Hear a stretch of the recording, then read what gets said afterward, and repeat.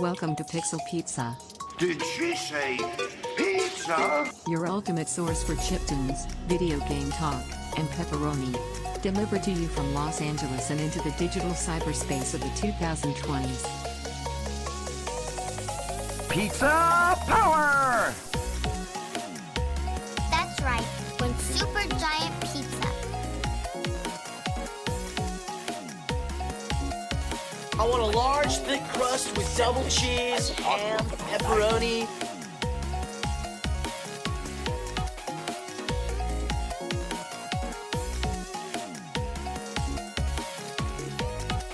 Hey, where's my pizza? Pizza time.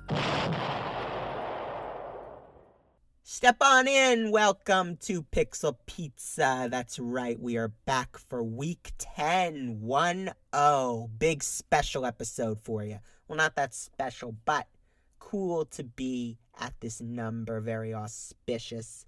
Very exciting that we have made it for 10 straight weeks, and we are going to continue full steam ahead doing some awesome stuff.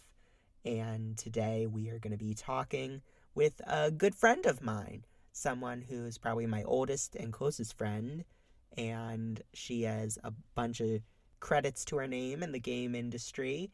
She is a composer, she is a sound designer of renown, and her name is Alyssa Menes. So I think it's going to be a fun episode. It's going to be a little bit more laid back. I think we'll get into some of her history for sure, but also just it's going to be two friends chatting, so a little bit different, but exciting all the same. I think it should be a good time. So listen in. And of course, because she is someone who does a lot of music, we're going to have her music on. That's right. It's not going to be chiptune this week. It's not really her jam, but it is video game related. That is right. So there's another 10 this week, another 10 this year. It is the 10th anniversary of a very special video game. One that means a lot to me. It means a lot to my guest. Probably means a lot to some of you if you played it back on the 3DS. That is right. I am talking about Kid Icarus Uprising, made by the great Masahiro Sakurai.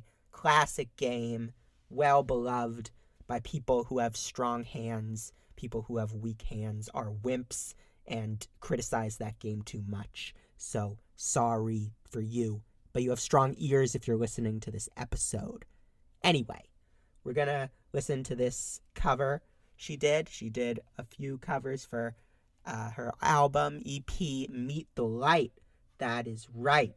So we are going to launch into the first track that Alyssa has brought us, and that is called Dark Pit, named after the character in the game. So enjoy, and we'll be with you with some talk after the song. All right, enjoy.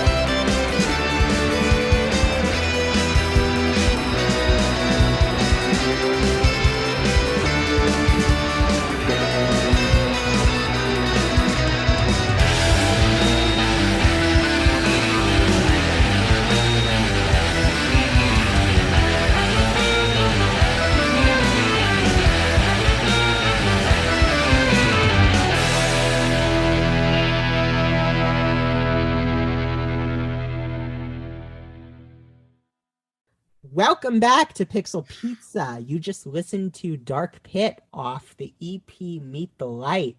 Very classic track, 6 years old, but still rocking to commemorate the 10th anniversary of a very special game, Kid Icarus Uprising. But we talked about that before the musical break.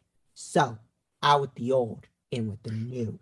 We are here with our very awesome guest.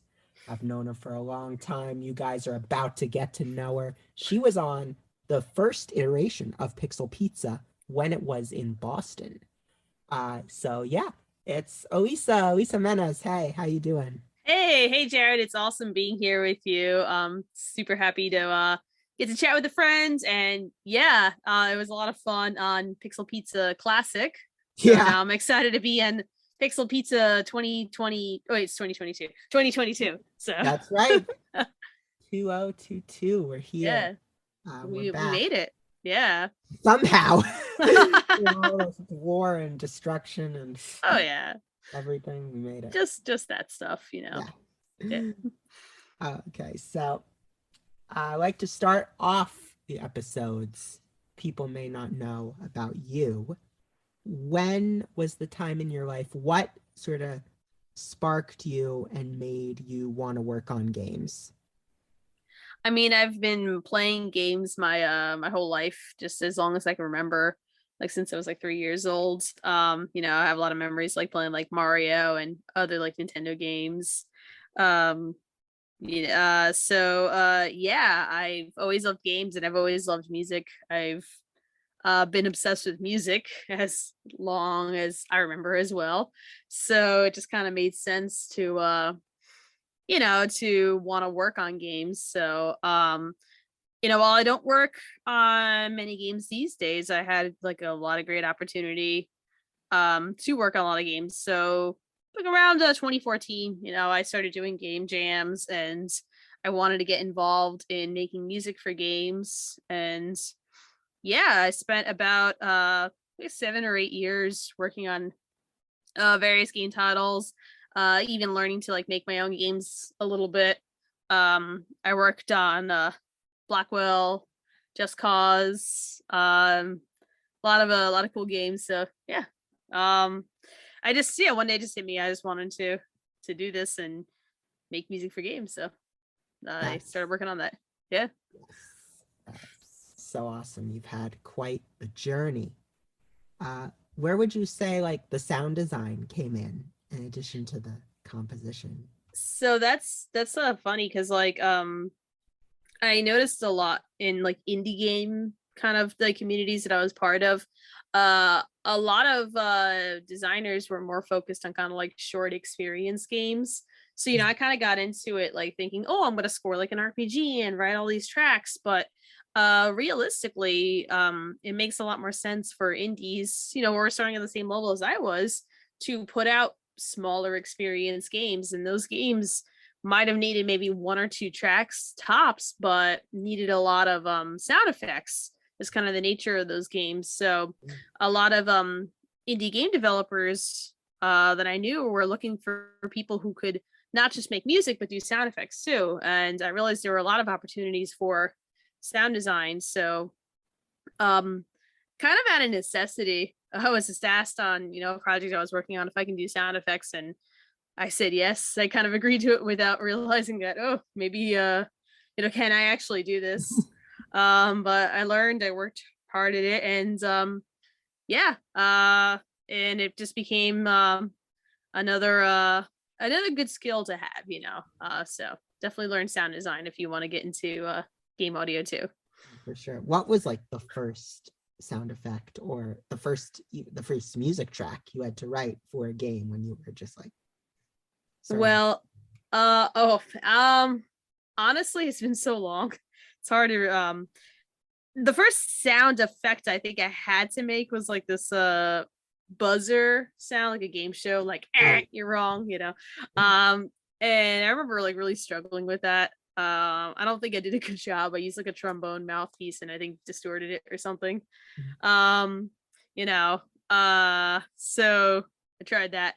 That wasn't the first sound effect I made though. The first sound effect I got to make was for a game jam, and it was like this like brain slug game, and they like kind of it's not totally not ripping off Futurama, or inspired by Futurama, I should say. So yeah, the brain slugs like attach and detach, and the person who was making the game like wanted me to like do something with like, you know, like applesauce or whatever, and I was like, well, I don't want to get food on my kitchen floor, or I don't want to make a mess or anything, so I just used my mouth, and I just made this like really disgusting attaching, detaching, like slimy sounds. I can demonstrate it if you want. All right, this is an audio format. You certainly could. So it's really gross.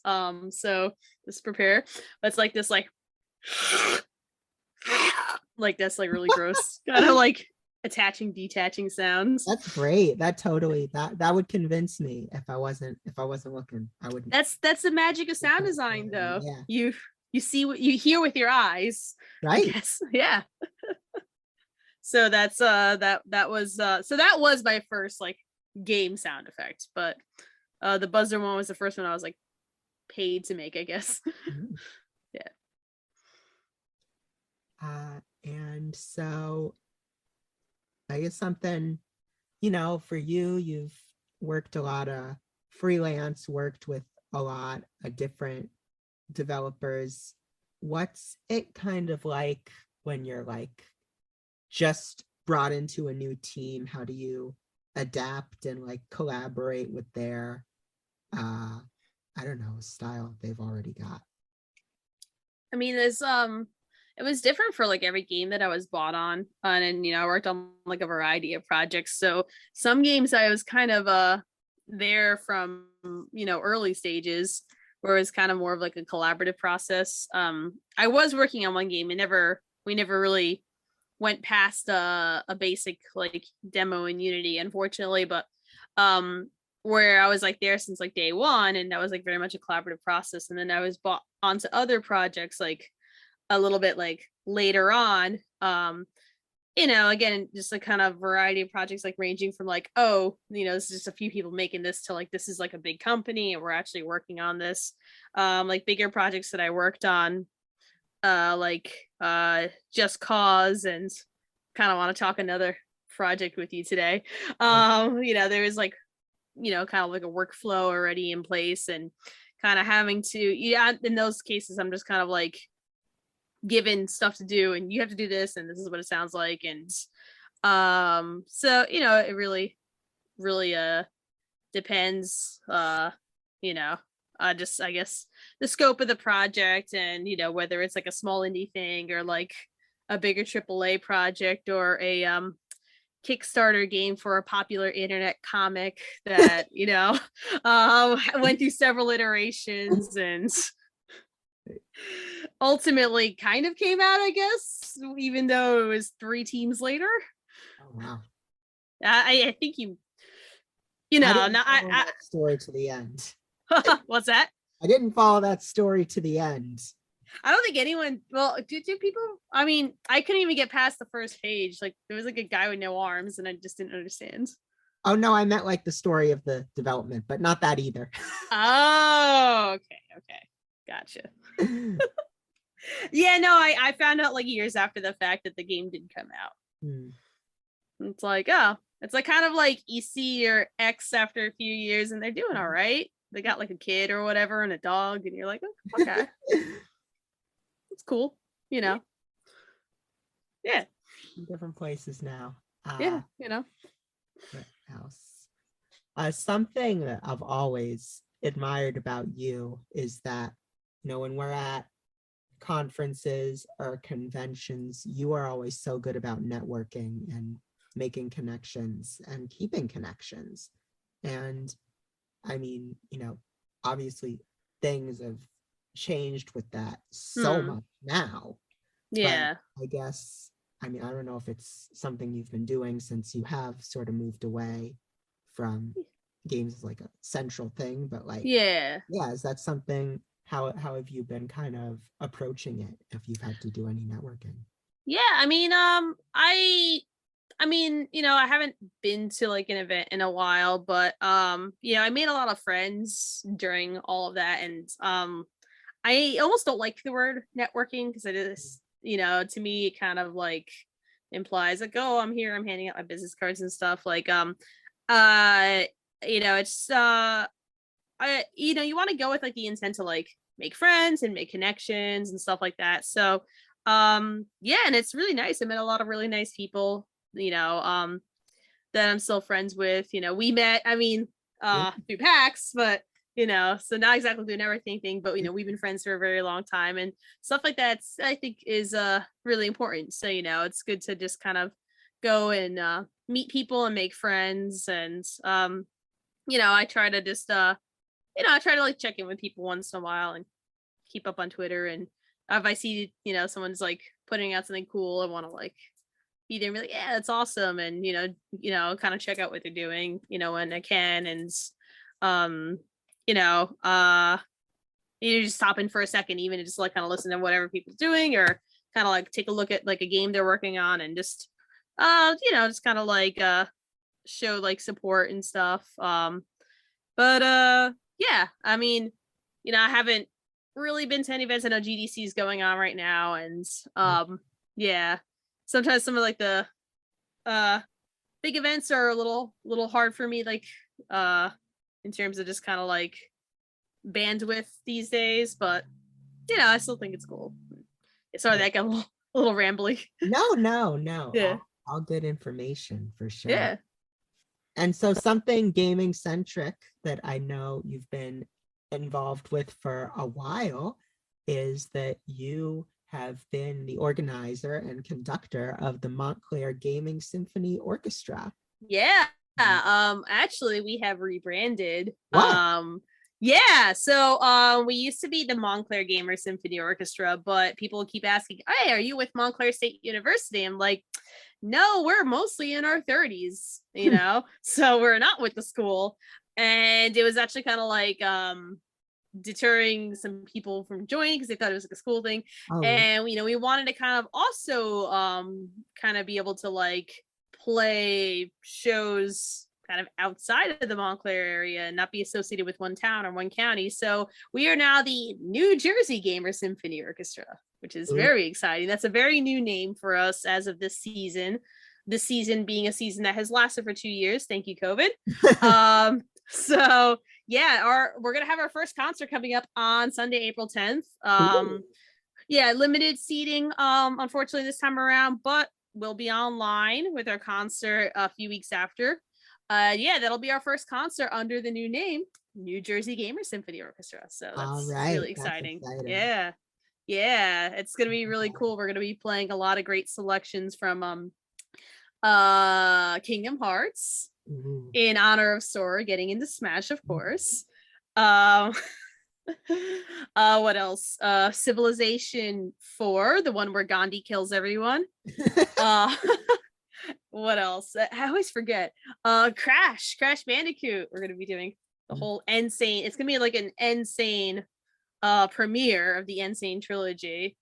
And there are Terrir, the Forgotten City from Guild Wars, by Lena Raine. So sweet. Yeah, we got a really good shout out to Lena Raine. Awesome composer. For sure.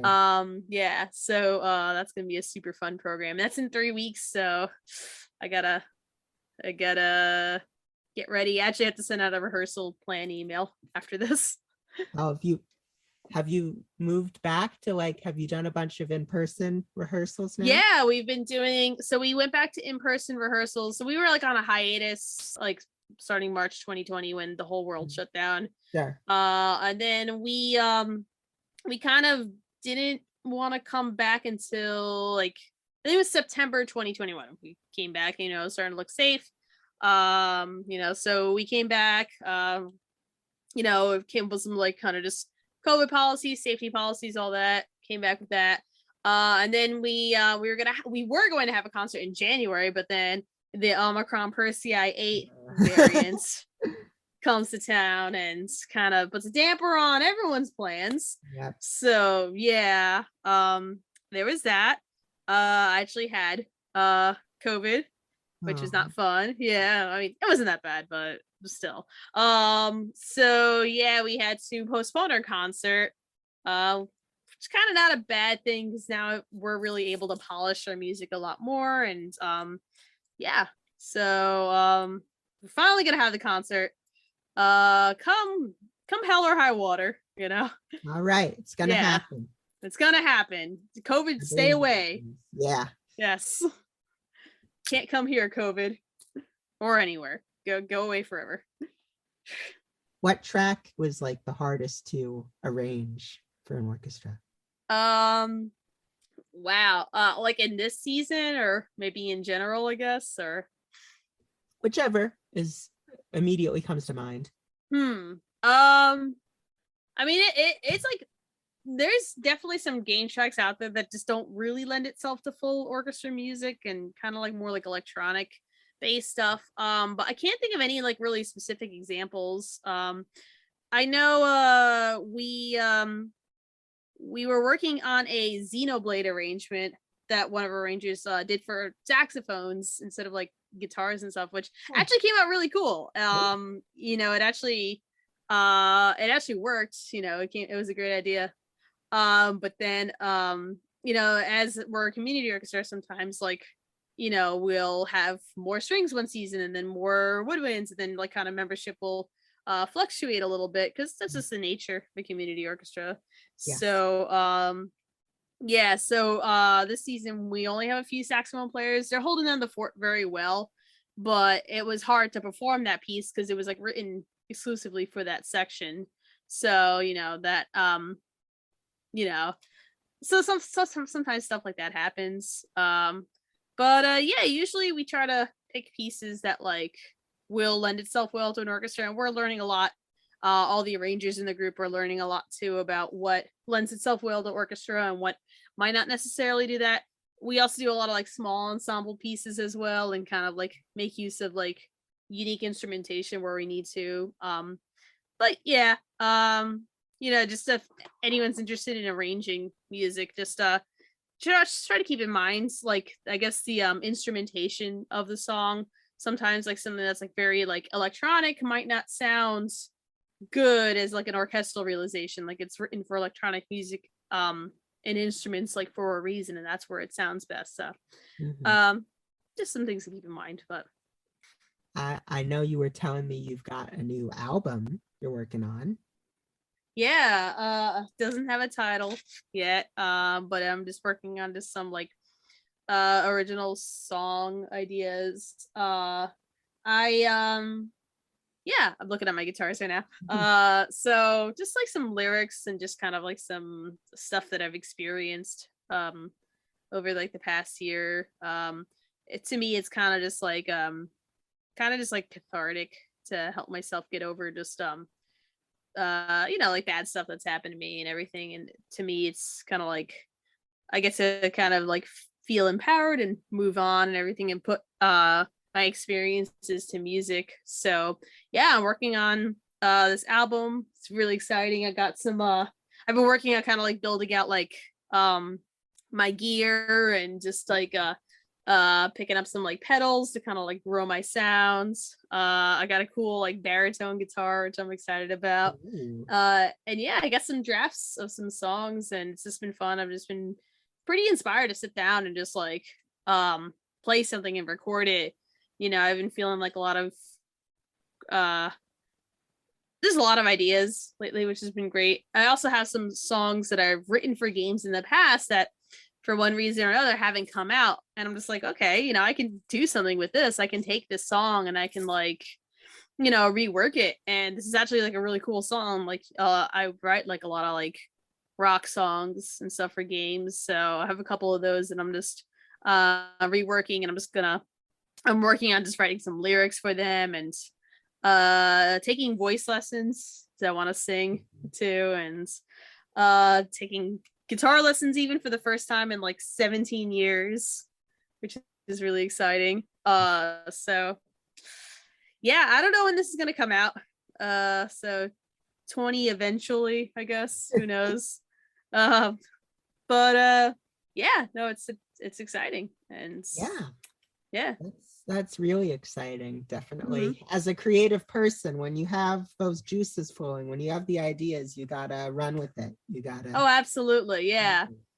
Oh yeah, no, I have like my notes on my phone, and just like if I come up with like some like lyrical ideas, I'll just type it out. Or if I'm driving and I come up with like a melody, I'll just like put the recorder on and I'll just like sing into it, and just yeah, it's like right in the moment. You really have to like capture that and just start like playing, and it's really cool how like it takes shape like so quickly, too. Like, Yeah, you're very absolutely. creative too. Yeah. Oh, thank you. I'm trying. Yeah, actually, I had a close family friend, who his wife passed away of Oh, I'm sorry to cancer, hear that. and he's a musician, and so he wrote like a whole album, Oh, uh, wow. sort of, process his Hmm. feelings, and he Yeah, got that's. to perform it, and it was a really moving experience. Oh, I bet. No, I'm really sorry to hear that. That's honestly terrible. Like, Mm. I can't fathom, like that kind of like that loss. But it's really nice that he got to honor her like through like his music and everything. And yeah, like music has this really just moving effects. Like it's just something that's just so just so incredible, like how yeah, like how emotional and like how moving it can be. Yeah, it really, Yeah. really conveys feelings in Mm-hmm. such a universal way. It really is. I think there's some quote that like music speaks where words fail or something like that I like a lot. That's a good one. Yeah. So I guess maybe we should wait until a lighter note to go to a musical break, but I do want to get to our middle song for the episode. And so that is going to be another track off of Meet the Light. And this is probably my favorite. This is Hades. Oh yeah, who doesn't like Hades? He's the best. Oh. Listen to that one, and we will be back shortly.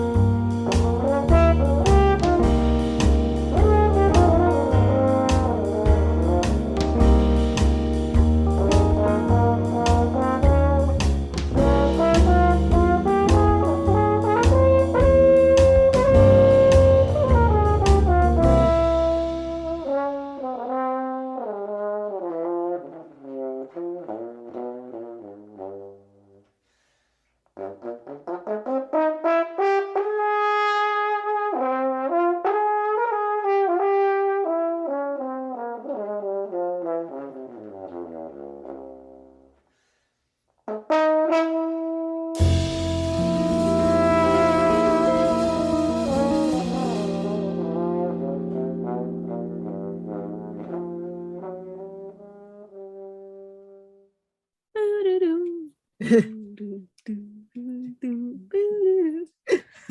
would love to talk about that track. Yeah, let's talk about it. Absolutely. Talk about the album. This is Yeah. well, I know. Kid Icarus. This is exciting. Yes, the 10-year anniversary, and Yes. what does Pit get? Kazuya throws him into a pit. Yeah. And he dies. Right. Yeah, no, that track was so much fun to do because the original like version of Hades' theme is like just really dark and scary, and just it sounds like fire and brimstone, and it's just like, you know, it's the theme of like the most callous Nintendo villain of all time. And you have the choir and just like you just hear like hellfire and all that. And then I don't know, I was doing this cover albums. I wanted to do something for the 30th anniversary of the Kid Icarus series, and I was just, I don't know, I was just going through the Uprising soundtrack, and I was just listening to tracks. I was like, what can I cover? And then I'm listening to Hades' theme, and I don't know like what like demented idea got into my head. I was just like, I like jazz. Do you like jazz? I like jazz, you know. And of course, I had to make a B movie reference because you wouldn't finish this episode without a B movie or DreamWorks reference of any kind. Jared, you like jazz? So I was just like, jazz, and you know, I went to the piano and it's kind of like sort of vibing. And I can't play piano that well, but I just kind of went for it, and I don't know, I was just really proud of myself, you know, wanted to be like, look what I did. Oh my God. And so I just started recording that, and I just think it fits Hades' character so well because he's just so like smarmy and like he's got this charm about him. Yeah, like, oh, morning, do-gooders, and just, you know, I just thought that like the smoky jazz clubs fit his character so well. I always imagine this was the track that would play when Hades is like off the clock and he's at the bar having a drink.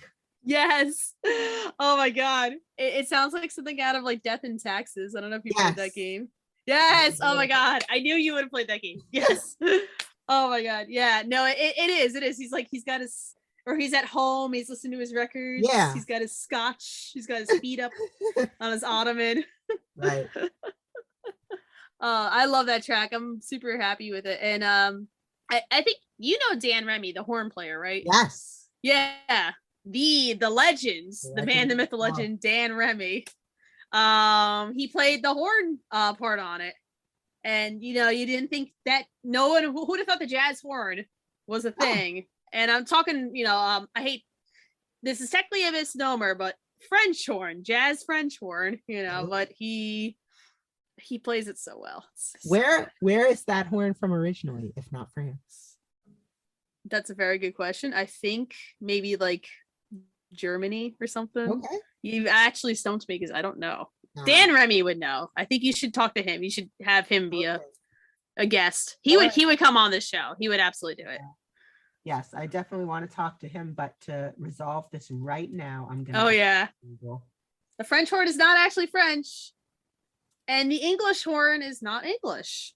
The English horn is also a big oboe. So it's a different instrumental family. But I don't know where the French quote horn is from. Okay. You were right. It can be traced back to 18th century hunting horns, which were used by hunters in France and Germany. So Germany. Oh, okay. So right. It's like the half French horn, really. Yeah.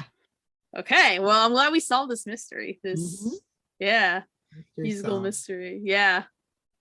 Very cool. I feel good. I feel like I can sleep now. Yes, that was very important. I would have woken up at 3 a.m, like in a cold sweat, like French horn. Like, where's it from? Oh God, I don't know. And now you know 2 listeners. So was that the first song that you wrote for that EP or? Wow, good. Definitely not. I think the first one. I think they kind of came in order, to be honest. So, or maybe the Destroyed Skyworld, which is the 3rd track, and the Dark Pit, I think were probably simultaneous. Because I really love Destroyed Skyworld's like one of my favorite tracks. Oh yeah. Off the OST, like hands down. I just think it's so compositionally bold for just and so incredible. I was just on my friend John Rob's YouTube channel talking about this track, and we did a video about or he did a video about the Kid Icarus music for the 10th anniversary of the game, and he had me as a guest speaker since I have a PhD in Kid Icarusology and music theory. So yeah, so I got to talk about that track. But I think the Dark Pit and the Destroyed Skyworld were like about the same. I don't know. I said I went in order, but maybe not. So I think I did the home one next, and I think I just needed something to like round it out, and I think that's where like the divine or the hellish inspiration from Hades came from. Yeah, I gotta have the yin with the yang. Yeah, I gotta have the jazz with the with the other genres of music that aren't jazz. This album does feature a lot of genres of music, which I'm also pretty proud of. Good, yeah. Yeah. It explores what did Steven say about it? I don't remember. Oh, him and his brother had the yes, they gave it a very glowing review. Yeah. All 4 corners of music. Yes. Yeah, it's great. I have that card with his review in that still in my car. Oh, I keep it like no, the little flyers that I put everywhere at MagFest. Yes. that was a fun night. That was great. Just sticking it in the tree, up on the sign, just everywhere, plastering the mirror with it. Through guerrilla marketing. Yes, running around at 3 a.m. Yeah. Do you remember Dan Remy's promo of it? Oh God! In the MagFest, like not like the cafe, but I guess it's like one of those like cafe with like a little like food stand and stuff, and we're waiting online. He's just like, and then we put the flyer in the fridge with all the drink stuff. He's like, oh yeah, you want you're tired, you want something, but you don't want caffeine, and you see this Pepsi and maybe like, whoa, what is that? Meet the light Acmenas at bandcamp.com. But why are they meeting the light? Yeah. Oh my God. I tell you gotta have Dan come on the show. Oh, for sure. All right. Petition. I'm gonna petition to get Dan Remy on the show. Yeah, get him. Get him to listen. Yeah, so this what is your favorite Kid Icarus memory, Uprising memory? Oh, I just think playing the game the first time, and it's kind of like, well, first of all, like I feel like every time I played the game and kind of progressed through the story for the first time, I was just like blown away every time. At first, I didn't realize the game was going to be fully voiced. I don't like to look at previews of games. I just like to go in blind. I think it's more fun that way. So I had no idea the game was fully voiced. Looks like, and I was like blown away with that, and just like how beautiful it looked, and like how amazing the soundtrack was, and the score, and how much it like inspired me to want to learn about orchestration and writing like that. And then I get to the game and I get to like, are spoilers okay, by the way? It's a 10-year-old game. Yeah, I think they are. Okay, cool. If you didn't play it at this point, you're missing out. Yeah. So yeah. So I get to like chapter 9, I'm fighting Medusa, right. And I'm just kind of like, okay, well, that was fun, but that was really short. It's been 25 years and it was really fun. It was great. But then, the credits play. I'm like, okay, I guess I'll go outside or do something productive with my life or whatever. And then Hades' fist comes up and rips the screen open, and I'm just like, and you can't hear that, but just imagine me just shaking and of my mouth just agape and my eyes just bugged out. I'm just like, oh my God, who is that? And yeah, so then there's more game. Wow. And so just kind of progressing the story, and then just like all the twists and turns that story took, I was just like, by the end of it, you're just like reeling, just like, yeah. And I was just not expecting it from a reboot of Kid Icarus, which was, my favorite game growing up as a kid, and I loved that game. But like there wasn't really much else to go on, and Sakurai just created this whole story, and it was just this wild ride, and it was just so like just so emotional, and how much there was to the narrative, and how deep you can really go, just with this. I was just blown away, just I can't think of a Nintendo game that really goes into that depth, that sort of like that, or like they keep it narrative, but then the gameplay and the narrative weave together, and it doesn't stop or feel stale. Like the pacing feels so, everything about that game, I was just blown away. I think that's honestly like my favorite memory, is like experiencing that game for the first time. Like I kind of wish I can just like Men in Black delete my memories and play it again. Yeah, I know what you mean. Gotta find a way to do that. Just like erase your memories of a game so you can experience it again. So many games I would do that with. Oh, absolutely. Yeah, the pacing in that game was just so good all around. Oh, absolutely. Every moment was just as impactful. It didn't, it slowed down when it needed to, but in school they taught us about the like interest rate, or like the interest level of like how when a viewer is watching something, like there are peaks and valleys of how focused they are on what's going on. But I feel like the game was so able to retain it through all the different set pieces. Chariot race, of that part where you're a dog. Yeah. The way where you're fighting the hydras, and where you have to go through that trial to get the 3 sacred weapons back, and so many specific moments. Oh yeah. Really well done. It's so awesome. I love when Pitt wakes up after like 3 years and he's disoriented, he doesn't know what's happened, and Palutena had locked his soul away in a ring after she got taken over by the Chaos Kin and all that. And then like that kind of like moment of realization where he sees Palutena again, and it's just like it kind of like comes to like a halt, and he's just in shock, and you hear like the soprano solo like singing that really like haunting like melody in the background that they use a lot in that whole character arc, that whole like narrative arc.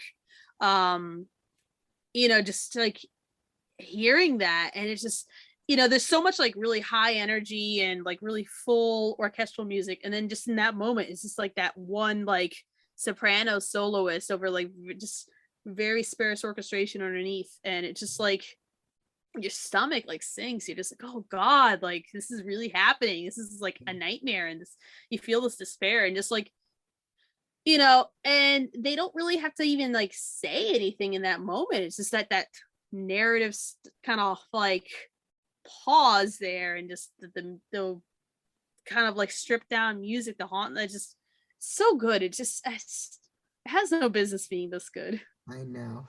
Yeah, it's so underrated too. It is. Every day I pray for an HD remaster. Yeah, that would be so much fun. Like that would be. People are playing the Switch than play the 3DS. So there could be such a big following if there was a way for more people to play it. Oh yeah, absolutely. It's yeah, it really is a shame that like I feel like that game wasn't really given a chance. I think people now, there are some people now who are like, oh, this game was really good. But I feel like kind of back then, like it really wasn't given a chance, and it's kind of sad. Yeah. Yeah, it's sad. Yeah. It's a great game. Yeah, it's a great game, and it's great to see there are still people fondly remembering it for the anniversary. It was cool to see some of the voice actors. Yeah, I got to see the Game Explain video, right? Oh no, I Or didn't see that. I know Anthony Del Rio was doing like an Instagram like oh, live stream thing. So that oh, was that's so cool. yeah, but I didn't see the Game Explain video. I'll check. Okay. Yeah, no, I gotta yeah, no, I gotta check that out though too. Yeah. Yeah. No, that game was like it was I don't know, the time it kind of like hit me like that time of my life. I was having like a really hard time in that game, like really Mm, kind of it inspired like a lot in me, and like it made me want to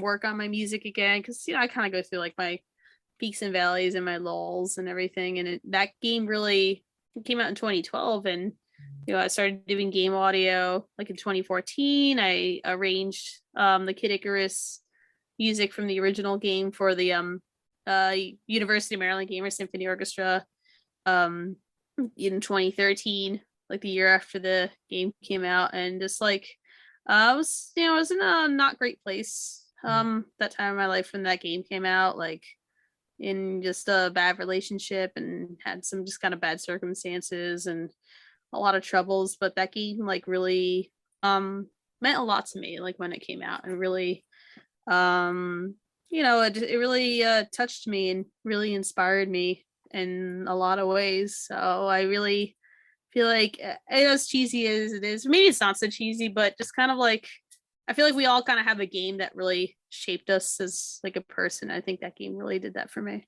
oh yeah, totally. I can think of Yeah. a bunch of games that were I played them at low points in my life and they Mm-hmm. helped me turn things around. Yeah. Yeah. No, it's yeah, games are really like magic in that way, Yeah, they have a healing power, I think. Mm-hmm. Yeah. I mean, I think for me, it was meaningful because at the time I was in college Mm-hmm. and I felt like I had this turning point there Mm-hmm. where I was starting to see games as more of like a vehicle for storytelling. Mm-hmm. And I was, putting a lot of, I was playing, well, there were a bunch of, big like narrative games that came out at the time. Yeah. The Last of Us. Mm-hmm. I remember Nino Kuni. Mm-hmm. Yeah. I was really into that. Yeah, and then Kid Icarus are a few, just like 3 games that stick out to me as being like, well, games can be so much more. Oh yeah. No, it is. It's just so much like artistry behind like that game, and just like ah, just the music too. Like just so blown away just by everything about that game. And it's so cool to hear that it like inspired you too, like Yeah. kind of, yeah, like yeah, no, it really is, it really, I feel like goes above and beyond like so many games. Oh, for sure. Yeah, Every E3, I'm sitting there hoping I know. number 2 HD or I'm something. like, Well, oh, hopefully. one day. I remember when the game came out, Sakurai was like, you're gonna have to wait another 20 years for a sequel or something. So I'm hoping that's not true. Maybe he's right. We'll see. Maybe one day. Yeah. It's like I like kind of see it as like it's such a good experience, and like I want more. Like there's so much more they can do in that universe, and there's so much like lore and everything that they can like really get into, and there's a lot. Even I think the best storylines too will like kind of leave things unsaid but kind of implied. Like they implied this kind of weird connection between Palutena and Medusa, and from the original that they did rule together at some point, but the game kind of implied like there's a little more to it than you might see or might know. And Medusa says like to Palutena, like, oh, this, what would the mirror of truth reveal about you, kind of implying that there's like this ugliness in her too. But we don't really see much of that. You get this kind of like sort of speculation. I really feel like the best narratives kind of leave room for that interpretation, but at the same time, there is a lot that they can explore. I feel like they can go in so many directions, so it would be so cool to see a new game. But I'm also like really really happy with what we got, and I would feel like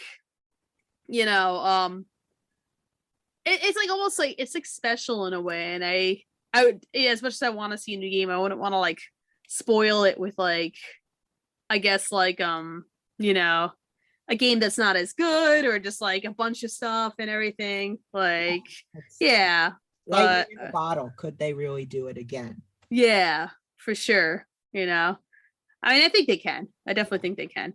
But I'd be happy if the series only ends up with like 4 or 5 games, and then I shuffle off my mortal coil. And that's it. I don't need 27 games before you go up to Skyworld.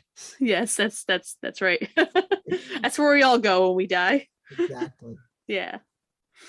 And something I had a question, which was something I like to ask, is what's something about your process that nobody knows? Oh, my creative process. Oh. I don't know. So I don't know. You know what? Like, I almost find like music making and like creativity. There's obviously like artistry and creativity in it, but like I almost like kind of find it like scientific in a way too. Like, this chord progression like will work really well here, and this like kind of like thinking about like how I can really like express this song and like really like kind of like make things come alive. I feel like comes like a lot, like not just the creativity, but from like the music theory like behind it, and then kind of knowing like what chord changes like gets people like like going and stuff. So I guess there's that I don't see it as all just like artistry. I see like there is like kind of like I guess a scientific side to it too. But yeah, I also like delete a lot of stuff. Or like, I'll do a take and I'll delete it. I'll do a take and I'll delete it.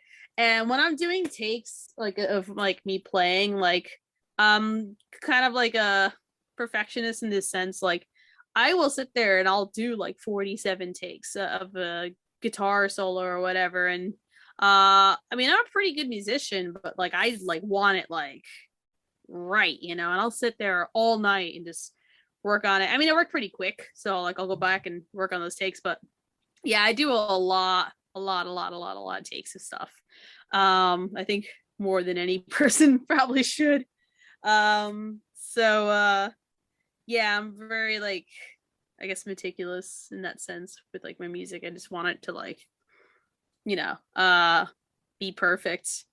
Not like perfect, because music shouldn't be perfect, right, but like I just want like yeah I want it to be like right, and like sit really well, and like get like that rhythm right in the pocket, and like really get those notes to crescendo right and everything. Yeah, I like adding a lot of layers to things too, like layers. Layers. Oh, my music is like I think you should say it. Music is like onions, Alyssa. As Liz. Us, you know what it is, Jared. That That's DreamWorks reference number 2, if you're keeping count. Hell yeah. We gotta get a Boss Baby in there now. Oh yeah. I watched this. I saw this like clip of like 5 seconds of like a behind the scenes interview with Tobey Maguire. Have you seen this? No, wait, is he the Boss Baby? Is that him? No, he is the Boss Baby's older brother. Oh, okay. And so he's doing, it's just like a 5-second thing from some interview he's doing. And he's talking about the Boss Baby, the character, and he says he's like a little boss baby, like a little man. he's so little. Yes. He's got a big head. Oh my god. That's great. That's so funny. I admit I have not seen Boss Baby. I have. I saw it on a plane. It wasn't bad.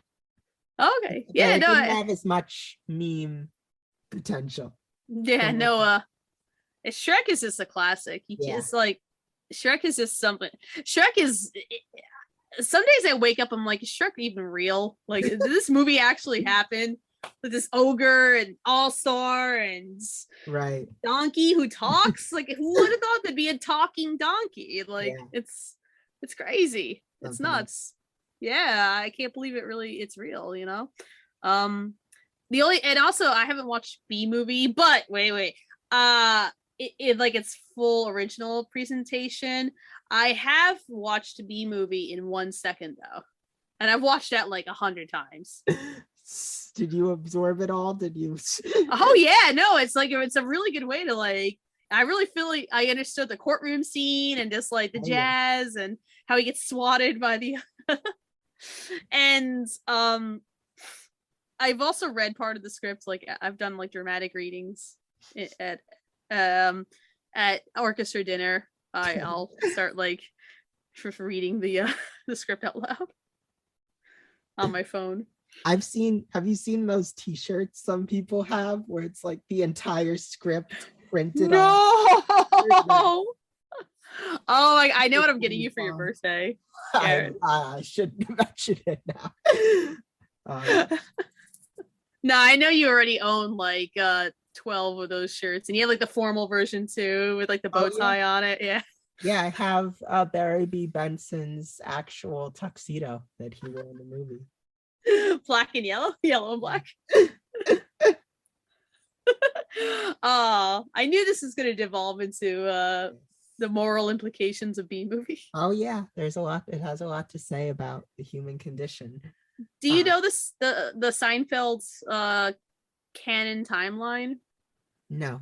So there's first of all there's the Griswold's Christmas, and Elaine is in that with her Yes. ex-husband. Yeah.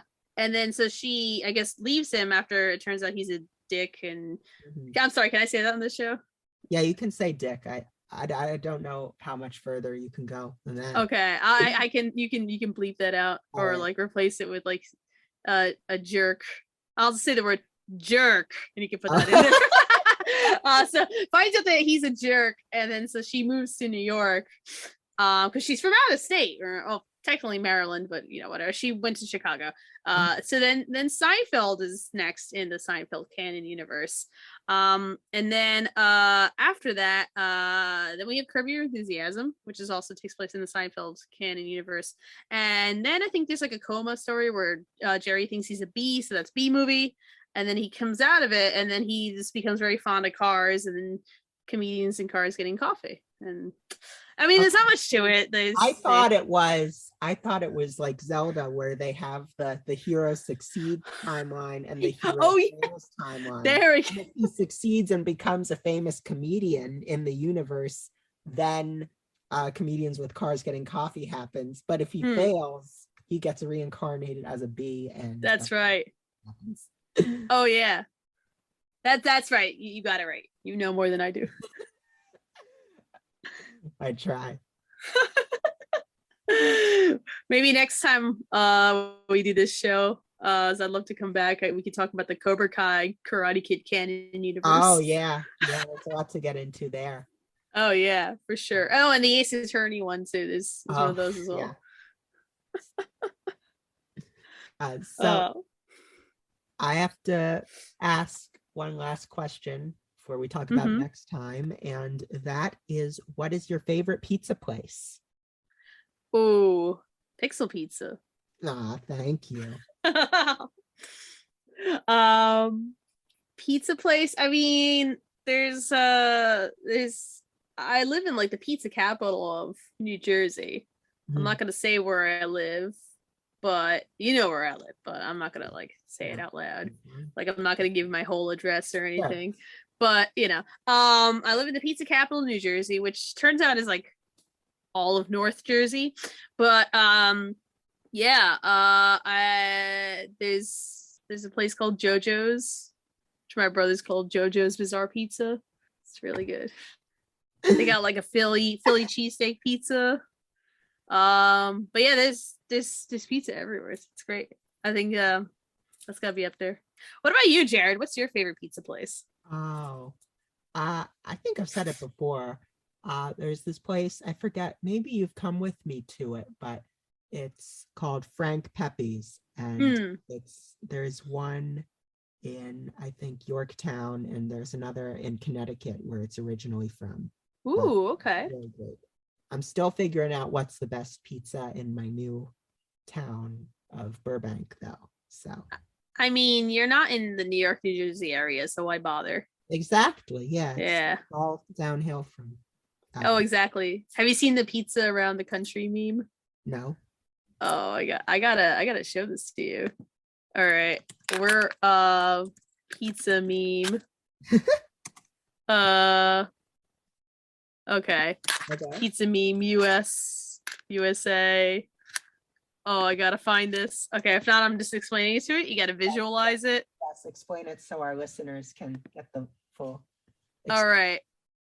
So, I found it. All right, I want you to see this. So I'm gonna screen share with you. I hope I have screen sharing. Host disable screen sharing now. No, how do I enable it? I didn't mean to disable it. Here, I'll send you the link. How about that? Do that because I don't know how to change the settings. It's on Pinterest, of course. So, because Pinterest steals everything and claims it as their own. And then makes some NFTs. Oh yeah, exactly. The NFT memes. What a time we live in. Okay. I'm going to describe this. I'm going to give our viewers a picture. Jared, have you ever heard of NFTs? I'm going to tell you how you can make some real money. Okay, so New York pizza is the classic, the good stuff. Dripping with cheese, a little bit of grease, but thin crust topped with cheese. Chicago is deeper, thicker crust. It's got a little more tomato sauce on top, deep dish smothered in mafia bribes. Okay. I didn't know that's what that was going to say. Philly is a bit squarer, and it's all tomato sauce with a little bit of Parmesan cheese, as thick and square, just like the people who live here. Okay, I'm not advocating for these descriptions of our lovely viewers' home cities. Maybe they. This could go on the DVD commentary. Yes. Okay, St. Louis, terrible crust covered with shame, awful, but locals pretend to like it.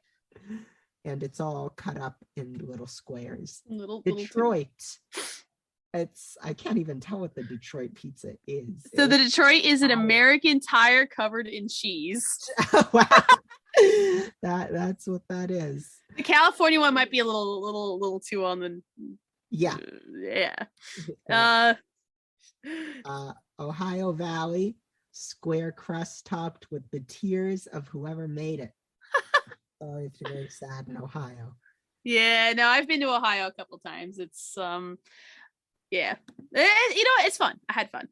Good, yeah. Cleveland does, Cleveland rocks, Rock and Roll Hall of Fame. That's true.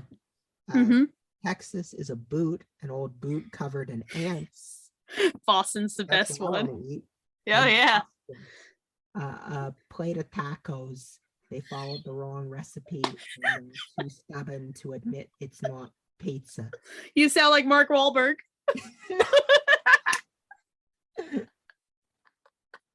So that's pizza of the United States. The pizza tour. We learned it here. Yeah. So. I did have really good pizza in Seattle. Ooh, okay. Yeah, and Miami, actually. Oh, really? Nice. So in Seattle, I went with my friend at PAX, and he took me to get pizza. He's like, "No, I insist. It's really good." I'm like, "I'm from Jersey, man. I don't believe you." And it was really good. So, and then in Miami, while 99% of the pizza is horrible and makes me want to retch, there's a really good Argentinian pizza place. Ooh. And a really good Cuban-owned pizza place. I think they put picadillo on the pizza, which is just ground beef and stuff, but it was good. Ooh. But then everything else is Little Caesars. Yeah. Pizza, more no. Hey, I'm hoping there was a picture. I don't know if it was a meme. I don't know if it was real. Little Caesars is gonna do a Sonic shaped calzone pizza. Oh, is it blue? No, it's not. It's Damn it. the head of his silhouette. But You know what? They gotta have a gimmick. They Yeah. know how much else going for them. that's probably right. I'm sorry to any Little Caesars fans out there, but you're wrong. Oh, wait. If we're talking about pizza, do you know the Altoona pizza? No, what's that? Oh no. Okay, I would show you a picture, but I don't want you to like lose your lunch or anything. But it's like really gross, like thick bread, and then like a layer of like Kraft American singles that are like half melted over Ugh. like a kind of like a piece of salami or something, or a ham. Yeah, you don't even have to show me the picture. That's enough to make me cringe. Oh, it's terrible. It's horrible. All I'm right. sorry. It's okay. It's okay. So to recover from that, viewers, let's go. We're gonna transition into our last musical break from the show. And this is a soothing track. This is Home. So thank you so much, Alyssa, for joining us. Yeah, thank you for having me. This is a lot of fun. Yeah, it's been a blast. And Yeah. where can our listeners keep track of what you're up to? Well, for now, until I guess things change, you can find my album on acmenes.bandcamp.com. But Bandcamp was, can I talk about this? I guess so. Bandcamp was just purchased by Epic Games. So, it's only a matter of time before my music turns into an NFT completely against my will. So go download it while you can. Otherwise, I won't even own it. So it's gonna be in Fortnite. It's gonna be Oh. the track you get when you are riding the battle bus. yeah, and you're flossing and you hear Dark Pit's theme. No covers allowed either, apparently, on Bandcamp anymore, which is a shame. But yeah. But yeah, and also you can follow my orchestra, New Jersey Gamer Symphony Orchestra. In a couple of weeks, we should have some concert videos up. Great. So yeah, so that'll be a lot of fun. And I guess you can follow me on Twitter at AC Menes. Sweet. All right. Well, thank you for joining us, listeners. And we will see you next week for episode 11. Woo! So enjoy the track. Again, this is Home from Meet the Light. We'll have a link to that in the description. And bye-bye.